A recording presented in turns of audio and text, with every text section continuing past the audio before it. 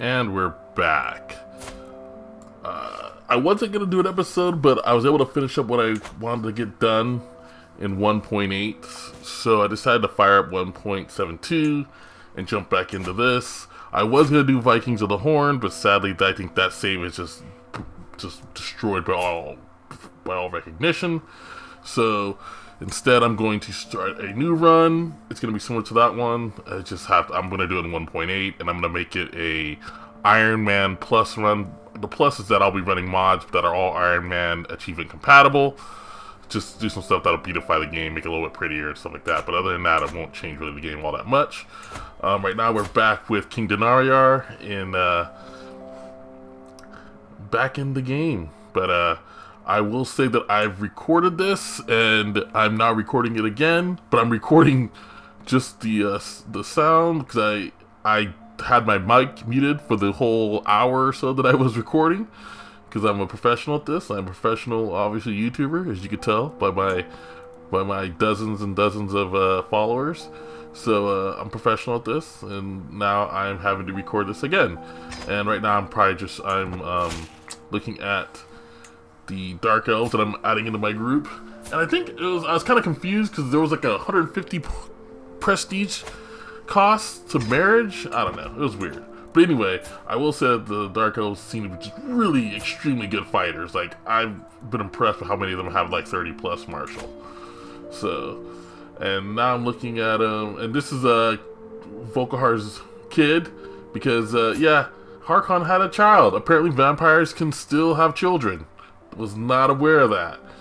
So yeah, he's got a kid. So the Volkahar line survives. It's now part Wood Elf, apparently, which is the whole thing. So that just happened, and basically at this point, I'm kind of deciding what I want to do. It's kind of a slower episode. I'm kind of getting a slower start, and it's gonna sound weird because I am recording the voiceover after I already did all this. So yeah, so right now I'm just kind of getting my bearings, seeing what's going on, because it's been a few days since I played this. I was thinking about doing my culture stuff, but I don't want to because I still have 6 of 5 traditions.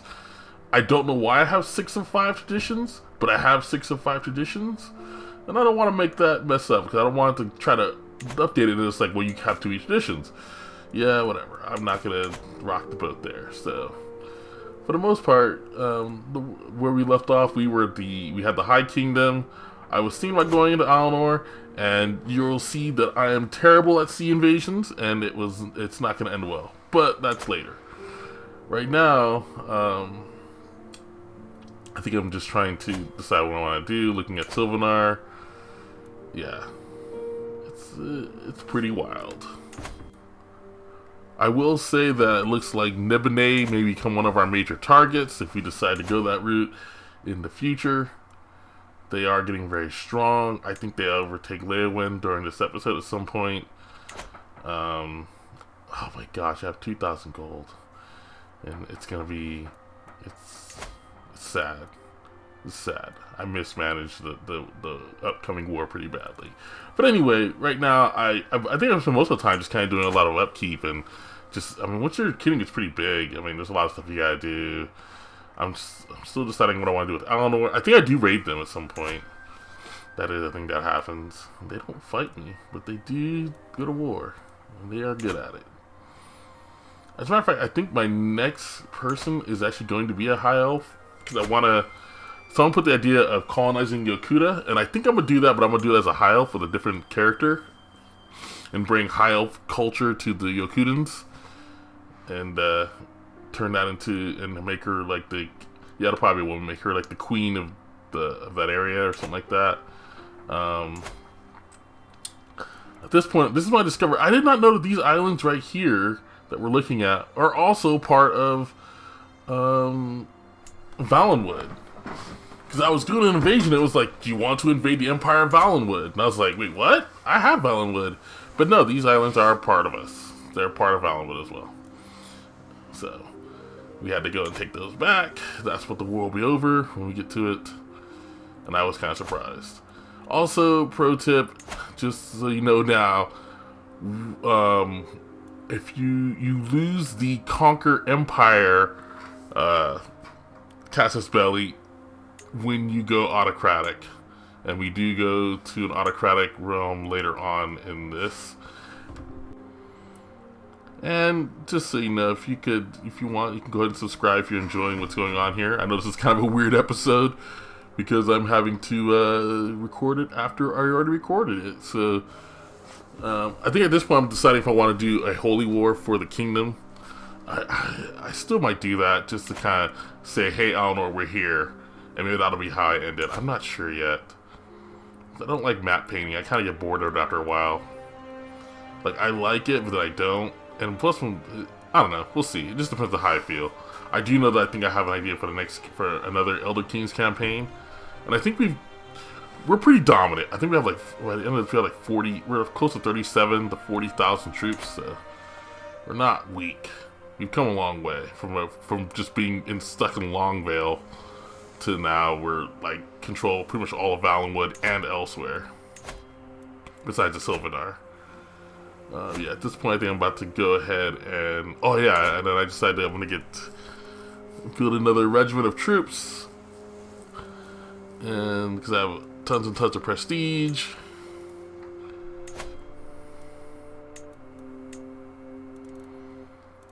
Yeah, I have nothing to build. I look over my stuff.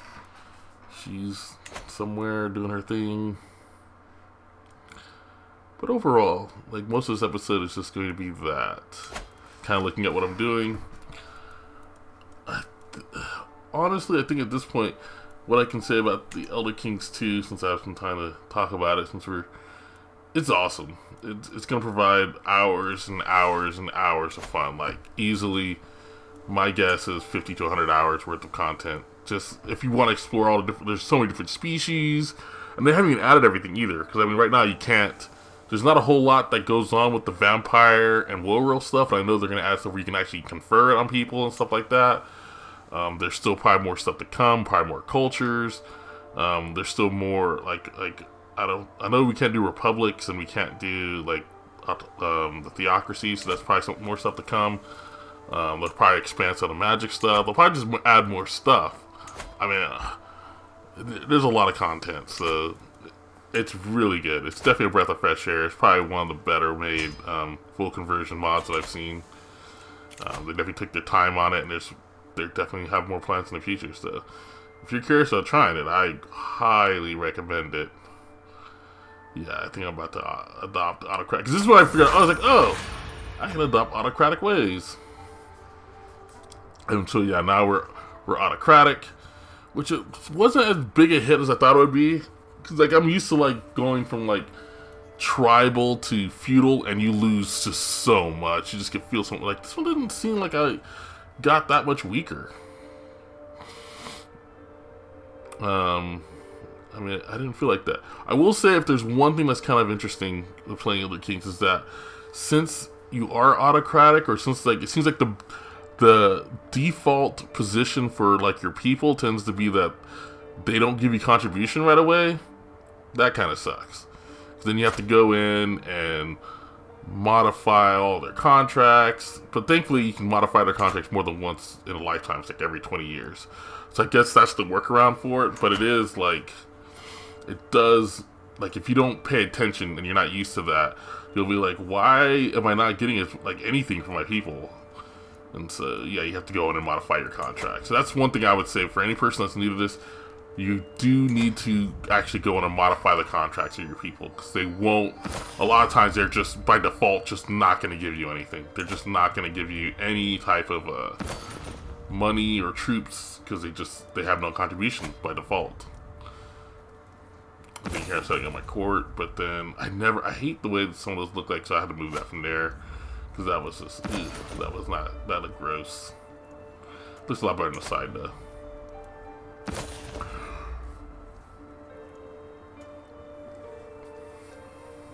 But yeah, that's what's going on there. So now we're about to go raiding. I've kind of cut out a bunch of stuff, but here we get a message from someone that's like, "You're my enemy's enemy, and I want to be your friend, which is a cool event. I like that. They added that friends and foes, and I think that's just kind of nice to kind of get those kinds of cool little events like that. So at this point, we're about to get my raiding force together and go out there. And really, at this point, I'm just trying to test in the waters and see what their forces are like. But they actually don't face me, so it's just kind of like I just go and raid them up pretty freely here in a second once I'm done looking at a bunch of stuff. I think I was going to try to here convert them, because I still need to convert a lot of the Khajiit from 2 moons, but a lot of them, it's just like I'm going to probably either have to just like go to war and rebel with them, or just leave them there, which isn't a big deal. I don't need them all to follow me. My main plan is just to find like their dukes and to make them chosen, and over time they'll just convert the rest of the people. So I think on this I just went to the island closest, so it's like I went island hopping with about 16,000 troops. Made a few. It was pretty nice. It was fun.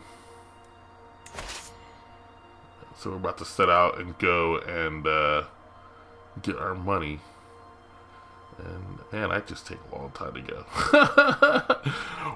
Like I said, this is weird because like I already recorded this, but since my mic was muted, I'm obviously talking and doing stuff, and right now I do this a lot, and this is something that I'd love to be able to say, like, I don't want to raise up all my troops. That's the only thing that is kind of weird about the way they have their troop raising. Like, I'd love to be able to say, I only want this many troops. Like, instead, you have to raise the troops, remove the ones you don't want, send them home, and then go. Which just seems kind of backwards. Like, I should be able to just look, I don't need 40,000 troops. I only need, 8,000 levies and so many, whatever, everything else. That's kind of one thing I wish that we could do. My ward, who's also my heir's heir, just came of age, and I think I get her zealous, because I was looking at the choices, and I think it was sadistic and ambitious, and I was like, sadistic's, I don't know if a lot of people like sadistic. I'm not a huge fan of sadistic. It just makes you really unlikable. I know why people like it, because it allows you to do stuff against your kids, and it makes succession easier because you just kill the kids you don't want. I'm not a big fan of that. I know a lot of people, especially like us YouTubers, that do that a lot. Like, yeah, I got sadistic. Like, it's just, I find it just makes it a pain. People don't like you, and if it's your child, they end up trying to murder the other children or murder you. Ambitious is a bad one too, because that'll happen too. But sadistic, I find, just tends to cause a lot of problems. And there's just so many other tools besides just murdering your kids to try to ensure your succession. It's like, I think people get succession crazy. And it's like, dude, there's so many tools you have to ensure succession. It does not have to be perfect. But, I get it. This is a game, you want to have the best people in the best position. So, but I make her zealous. I prefer zealous to sadistic. Sadistic is just not one of my favorites. Even though I know, yes, it is quite overpowered in that you can work against your children. Once you find the heir you like, you can kill the rest off or do whatever you need to do. Blah, blah, blah, blah. But, that just seems too easy. And also kind of lame. But that's my rant on sadistic. Yeah, give me that fire and blood. So then from there we just kind of raid the island. We just kind of go island hopping. I think from there we just kind of run around the island and we don't get any real resistance. So it's just gonna be island hopping, hoppity hop hop hop.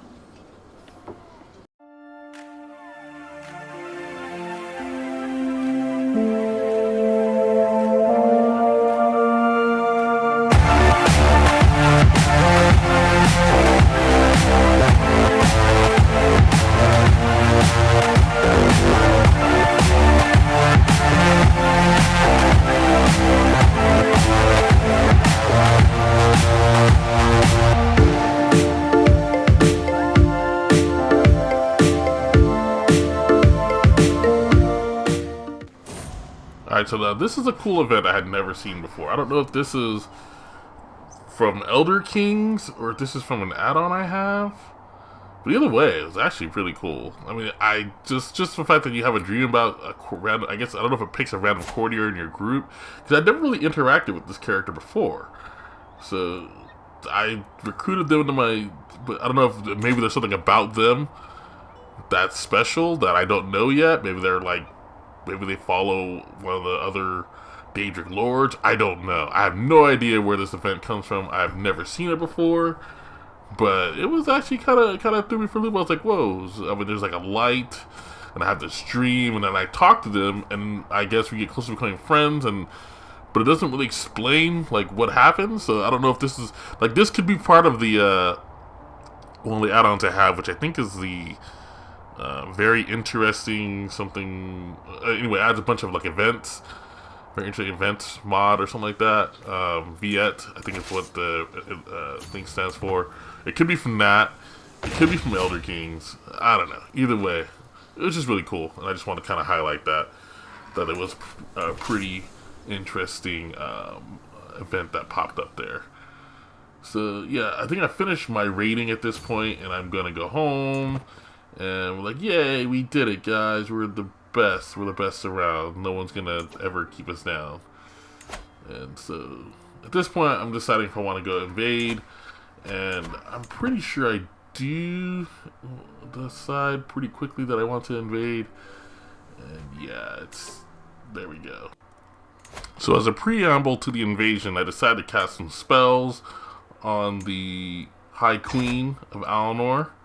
I bring up my old friend Harkin. We're old friends now. You know, I mean, he's what, 3,000 years old? Of course we're old friends. He's an old guy and I'm his friend, so we're old friends. Haha.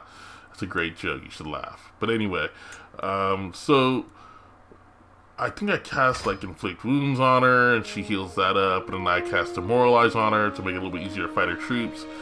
And I think that's it. There might be one other thing I cast on her, but I think that's pretty much it. For some reason, I was gonna cast Raise Dead to add some more troops to my armies, but I forget to do that. And it's only like 100 dudes, so it wasn't like really a whole lot. Yeah, so basically what I'm doing here is I'm just going through and making sure that I use a bunch of spells on her. So I don't use spells as much as probably should, and that's definitely something I want to do better in the next Elder Kings one. Well, depending on if I focus on magic. Even if I don't, I mean, you still get a court mage, so you still should probably do more magic. And the magic's actually pretty interesting because you can probably summon armies, you can do stuff. I think there's stuff you can do with the rituals, and I think there's even like a way to get immortality through like alchemy or something. I mean, there's so much stuff I haven't even explored yet that it's, yeah. So I am looking forward to trying more things in this mod, because I barely scratched the surface with this run. It's been a fun run, don't get me wrong. I love werewolves. I love going the Hircine route. When I played Elder Scrolls, that was like the first thing I wanted to do is become a werewolf in that game. And even in Skyrim, one of my favorite things to do is just become a werewolf. And some of my favorite mods for Skyrim were the ones that like made werewolf more fun, added more stuff to it, added more content for werewolves. So that's like, yeah, I'm a werewolf fanboy all the way. So I think right here this is when I also discovered that that as an autocratic ruler, you do not have the casus belli to just invade the whole empire anymore. That is only for tribals, the conquer, and I should have realized that because it was the conquer one anyway. So we've kicked off the war, and now it's war time. And I'm just gonna admit it. I mismanaged the war. I had like going into this like 1,900 gold. By the end of it, we've only got like 500. I mean, I just embark. I do a lot of bad stuff. We win the war, but holy crap, did I suck at it. And that's just because I was just being lazy. I just want to win the war at this point. But yeah, you'll get another fast forward montage of the war. Hope enjoy.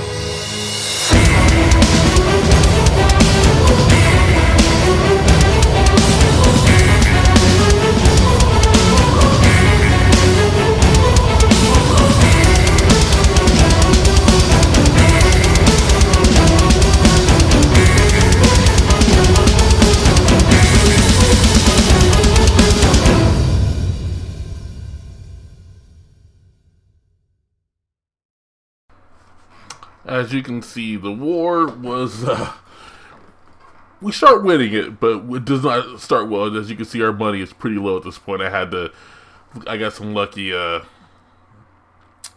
ransoms that kept me afloat. I blew through a whole lot of money because I just kept trying to just ignore. I was like, I have too much money, but yeah, it was not good. But we turned things around. We smashed them up pretty good, pretty much at this point. We are pretty much winning. They're leaving, and I decide that instead of just taking the other island, I'm just going to follow them. And I decided I'm going to just chase the other group to the other side. And at this point, I think we're in 2 wars. Because the other war gets started in the north. I think it's like it's for an ally of ours. So I'm not worried about that war because it's obviously not my war. I'm going to jump up there in a little bit. But for right now, I'm focused on this one. So I jump on a ship and we're gonna go sail around. So at this point, yeah, I just put more money to sail. That's the one thing about having all these islands is that it is expensive. I just feel if you're gonna invade Eleanor, it's gonna be expensive, and you better be there for the long run because you're gonna have to sail everywhere, and that's probably one of the reasons why Eleanor has not been invaded because you gotta sail there and it's expensive, and to take a large invasion force there is pretty expensive. But we pull it off. We go around. I think at this point we're back in debt. But by the time I land, I realize I have someone I can ransom, and I ransom them off for some money. I was going to start taking, but I was like, no, let's just go straight for the capital. So we take the hit on people, because I mean, at this point, I got to get the war to end sooner than later. They're waiting for us. We crash into them. The enemy has to come to us, because if not, we're going to take their capital, and it'll be bad for them, and we're already holding a lot of their territory anyway. So I think at this point we capture the queen, the high queen, who was probably leading our army, and we win a war. And that is how the war ends with us taking it. And at this point it's not over because I still have to get my troops back home. And by the time they get home, they've taken so much attrition. There's only like a fourth of them left, but I still have the other war to contend with. But luckily I've had these guys here resting up, getting all prepared, and I just go ahead and send that group back home. And I think I was having some problems trying to select them or something, but at this point I was able to select. I go back home, just land somewhere. I don't care where, just go there. I went ahead and selected that group. I'm going to send them up north, and I think I missed one because there's one that's just sitting there the whole time. Yeah, I definitely missed one of. Yeah, I think it's like. Yep, I did miss one. So there's one group that didn't get selected. I didn't realize they didn't get selected. And yeah, it's pretty amusing. So at this point, I'm going to go ahead and give away this territory. I think I give it away to one of my many granddaughters or something. Who does not long for this world. I give it to her. And by the time the war's over, I think she dies in a hunting accident, which is pretty hilarious. She lives long enough to have like 1 kid and then dies in a hunting accident. I think 1 or 2 kids. She might have 2 kids. By the time all is said and done, she has like 2 kids. She's able, she's there long enough. Like the wars last long enough that because I think I'm on speed 4 or 5 at this point. I'm on speed 4. That by the time this war is over, she's had like 2 kids. It just takes that long to get all the way up there. There's such a freaking massive empire at this point. Yeah, I was able to ransom some people, get some stuff done. I think when the other group gets there, I disband them. So it costs, once I'm out of the war with Eleanor, our money comes back pretty quickly. I think we make like 50 gold per turn, 50 gold per month. So it's not, I mean, it was expensive, but we're going to make all that money back in like 10 months. So it's not that bad. Yeah, probably like 20 months, but by the time this is over, we're already up to like 500 gold, so I'm not too worried. We're still one of the most profitable areas here, but yeah, it was definitely a learning experience. I'll be able to do better with the invasion next time. Not a big deal. I just know what the heck the Hern, and I didn't realize that I didn't grab that group, so yeah, as soon as they land, I disband those, because I don't need them anymore. I don't care if it's going to take them 7 months to reform, I don't need them. And those guys march on up. Yes, some guy came and gave me some operating stuff, more gold. So yeah, we start. I mean, by the time the other war's over, we're already out of debt and we're making plenty of money. And yeah, and this event comes up where like someone takes like I guess some treasury money or something, like money that was meant for your treasury. And, oh yeah, and then Aldika, awesome Aldika. By the time, like not even a few months out, and she's already got the truce already over, so we can go back and invade them again. And we've learned from our mistakes. So next time, I'm definitely going to once we land our invasion force, that's it. They're just gonna stay there and fight, and spread out. Another thing too is that I run into is that you just have to be really cautious of supply, because armies eat through their supplies so fast. I think that's one thing that I think you probably get newer old players, but if you're not paying attention to your supplies, your army will be. Because I think if it's under 60%, if it's under like 60%, they're undersupplied or something like that, and that's like a pretty major hit to their damage. Like you can still win, but it's a pretty big hit, and it's even a larger hit if they're like starving. So. You want my pro tip of the day? Don't let your army starve. You're just gonna have to. And right there, you saw I had a good old Harkin teach more of my kids, because he's a good guy. Harkin's a good babysitter. No matter what anyone says, look at that. He brought her up right. She came out with the rank 3 intellectual, pseudo intellectual. So she came out okay.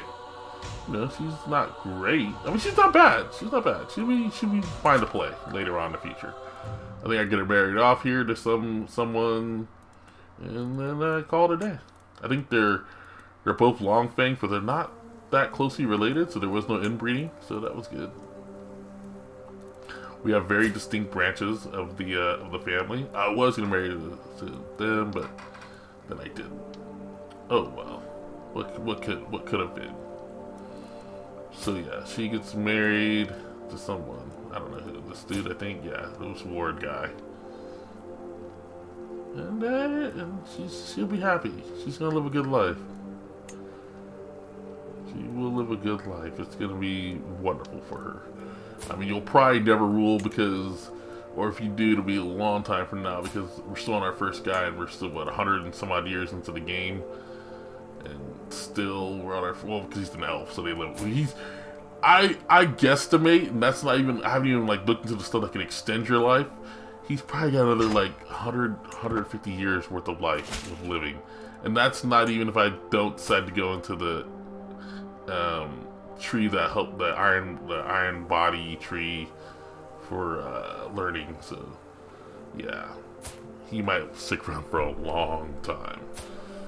Yeah, but that's okay. Him and Hark will be best friends at the end of the world, most likely. I think that's my head canon for what's going on here. But yeah, this war keeps raging. And yeah, this is what I was talking about when I said that I handed off that territory in the south to those islands to the yeah, we just won the war here. The war's over. Yeah, finally. Good God, that war was annoying, because it wasn't even my war, it was somebody else's war. But we finally that territory that I gave up in the south, I think we're gonna see it here. I developed a capital, and where is that character? Oh, maybe we don't see it. But she dies. She dies, and her kid takes over. And I thought I had a key up there, but I guess I must have missed the key. But yeah, so basically at this point, we're pretty much done. I think I'm just doing some cleanup here, just kind of looking at what's going on. This current situation, getting my money back up. As you can see, we're already back up to almost 500 gold. I hold a feast to just get some more to stress off. I'll make my not my peasants, but my nobility happy, so that they like me. Everyone seems to like him pretty much. Yeah, scandalous priest, whatever. Get out of here! Get out of here! Being a scandalous priest, get out. But overall, things are going pretty well here. I mean, overall, I think Hircine's Chosen are pretty much dominant in the streets. Like, anything you want to do, we can just do it. There's not a whole lot of people that can stop us. I think Nibade is probably our closest competition, and they're to the north, and that's and I don't really want to go to the like Gold Tower. I don't care. We don't really care what happens in the Heartlands.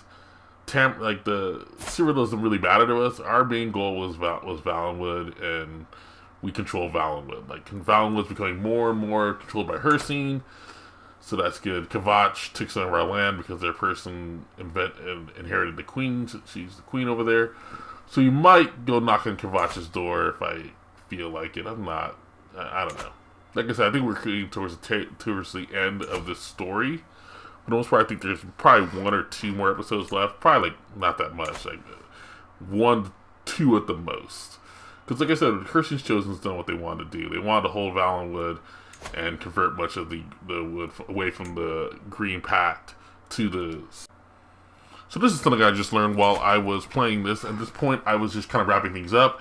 And I was getting ready to... I was looking at Succession, or I think I had looked at Succession one or the other, and I discovered that, you know, I didn't want to lose certain territory, because basically when, like, King Denari dies, his wife's going to get, like, very little stuff. Well, she'll have her duchy, and then she'll have the duchy that he controls around Eldenroot. So she'll be that bad off. But I discovered that normally what I like to do is I like to do an elective for the duchies that I control directly as the king. You know, you control 2 duchies directly, blah, blah, blah. Well, I discovered in Elder Kings that either it's not available, they just don't have the elective stuff available, or it might be locked behind technologies or innovations that I don't have yet. So I couldn't do it. Like, when you go to autocratic, you still can't... Like, if you go to feudal, as soon as you unlock feudal, you get feudal elective. But here, when you go to autocratic, there's no autocratic elective. It's just whatever. So it does probably make Succession a little bit more difficult, because that's what I usually do. I would say cheese it, because it costs like 1,500 prestige to do it. But it's a good way to really cement your succession and make sure that your heir gets the 2 duchies that you control completely normally when you're playing the game. But hey, maybe next time. And don't forget to subscribe for more interesting videos just like this one. Hopefully not like this one.